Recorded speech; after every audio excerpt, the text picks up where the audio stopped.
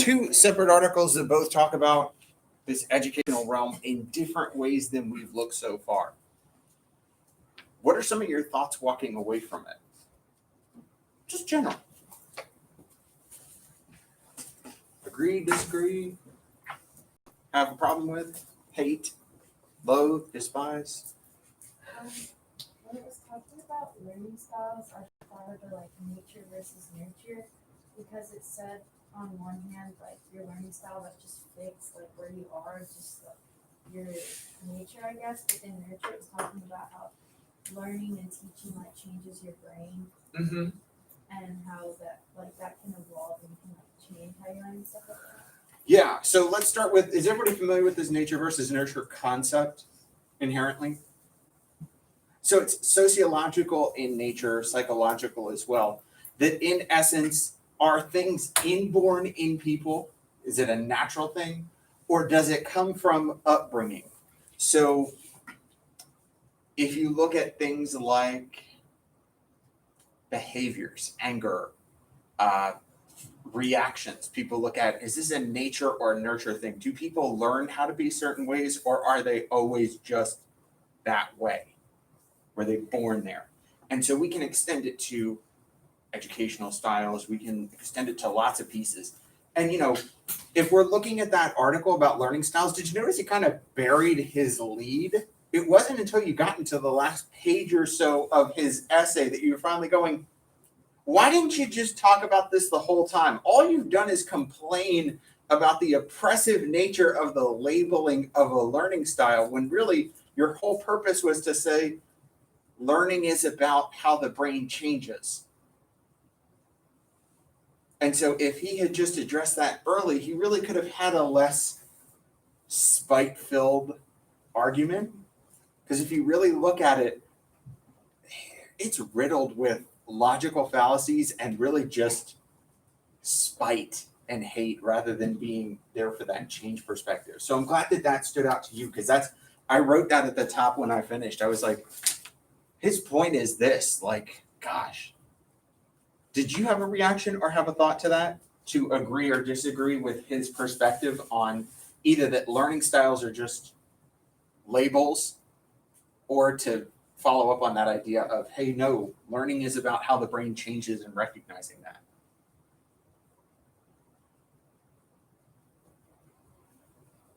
I think he was right when he said that putting labels on learning is wrong. Why? Because people are individual. You can't fit people into different categories, and there's no reason to try to. Just I think he's right when he says that when you label these people as the way they are, you're putting them into a box. Coming from someone who was labeled gifted and talented when I was in elementary school, I feel like I've academically burned out. I don't have the same passion for what I'm doing, and I feel like I struggle more than people who weren't put in gifted and talented, because I was told for so long that I was just naturally good at all of these things, that now when I face a challenge, I'm like, I don't know how to handle this, because I didn't learn when I was younger. I would agree with you.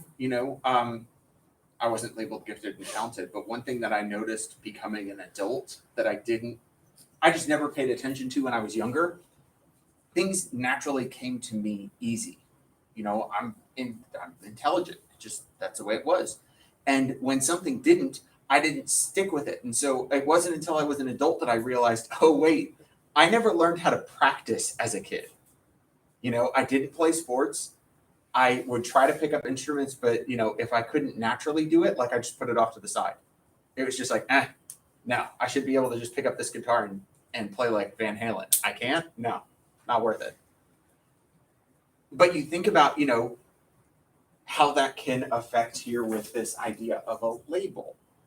How many of you sometimes, will shut down instead of working through something because you're like, oh, this teacher doesn't teach it in a way that makes sense. So you're just like, or you've used that way of speaking, like he introduces in the article with the student that approaches him like, so I'm an auditory learner? So about this a bad learner? I feel like it enables you to make excuses. And I'm not trying to argue that it does. We're just discussing here. So please don't shut down on me if you're like, I'm being attacked. No, we're not attacking anybody in particular. But think about how a lot of times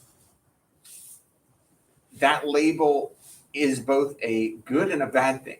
I think it's good to be aware of how you work and how you learn best. Absolutely 100%. But I think in the same way, the only way you can know how you learn and how you work best is to try different approaches to it. Oh gosh, are you guys having to make note cards for US history? Is that more the on-level kids that have to do that? Well, we did it last year in that pre-P version of the class. Okay. We're not doing it now because of like the whole COVID thing. Okay, so you've done it in the past though. Yes? I'm doing it right now. Okay, that's okay. I just wasn't sure where that was because I always hear juniors like spitting about those note cards. How many of you found in being forced to do it that it actually is something that worked well for you though? For some. And I think it's one of those things that when you talk about learning styles, having an awareness is good, but sometimes forcing yourself to try different things is really good as well. You know, one thing I encourage a lot with students is forming study groups and doing that. And a lot of times there's a hesitancy to do that because you're like, but I have to talk to people, but I have to do these things. Whereas, you know, the science behind a study group simply says if you can teach someone else a subject, a lot of times you can learn, you now have mastered it. And so in study groups, it's not just about everybody sitting around and studying. It's not just about the conversation, but a lot of times it's, hey, if this person gets the topic, let's let them explain it to everybody else. And a lot of times, like we've talked about with essay writing, that process of making your thoughts explicit in your writing really forces you to state your understanding. Anything else we want to bring up? Reactions to the articles? We can bring in the standardized testing one too if you'd like.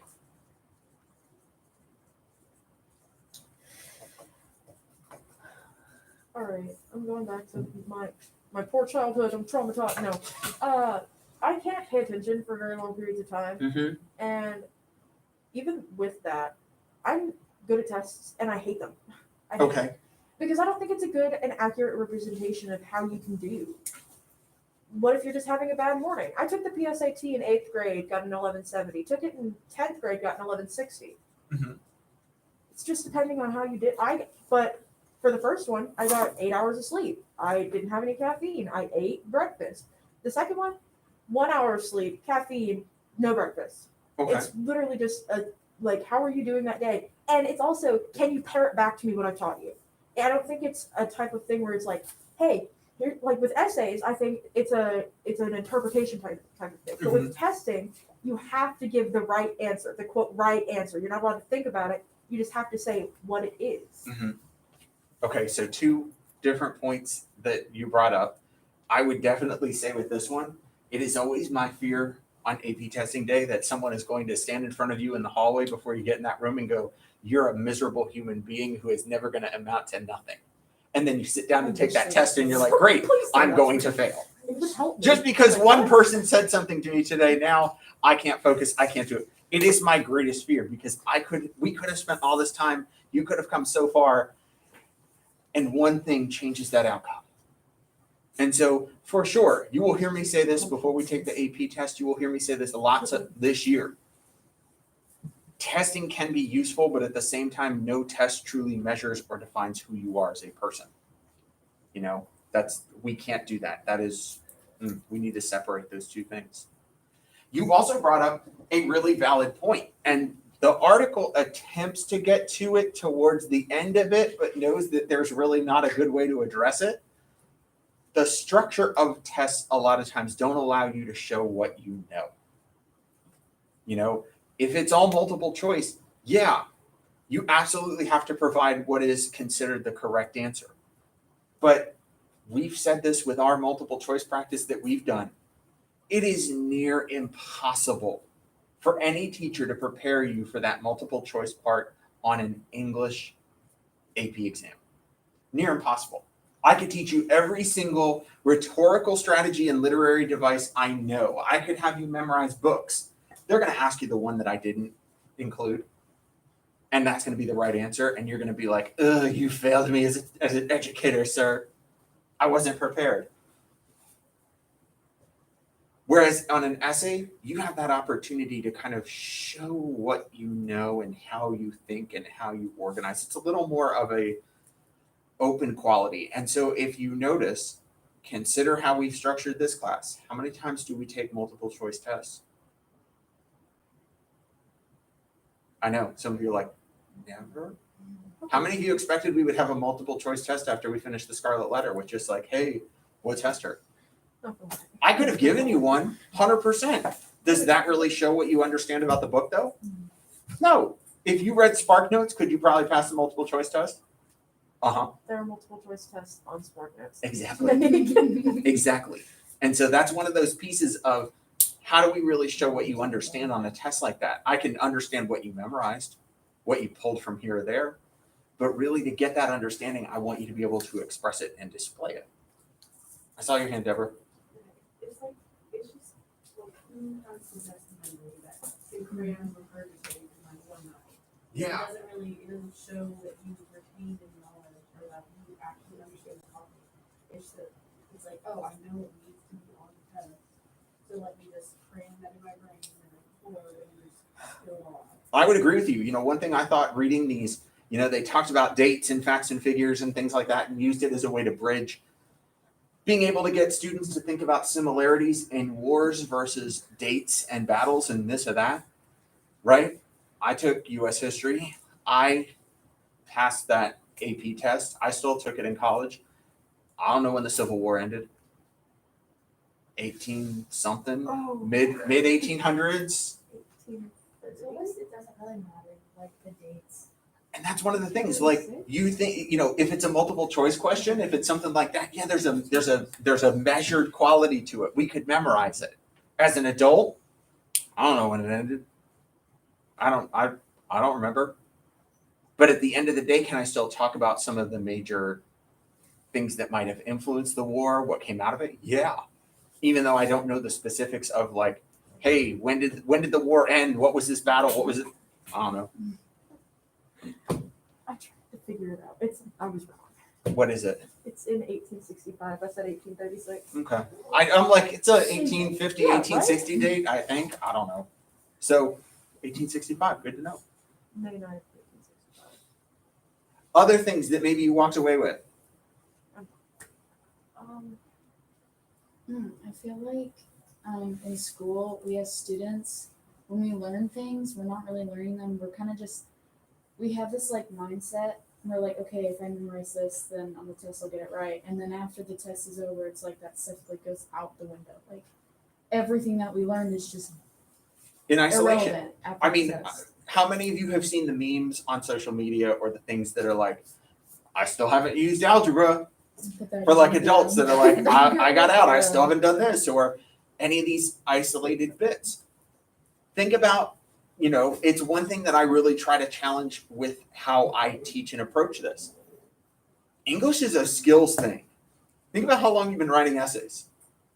Think about when you first learned how to write a thesis statement.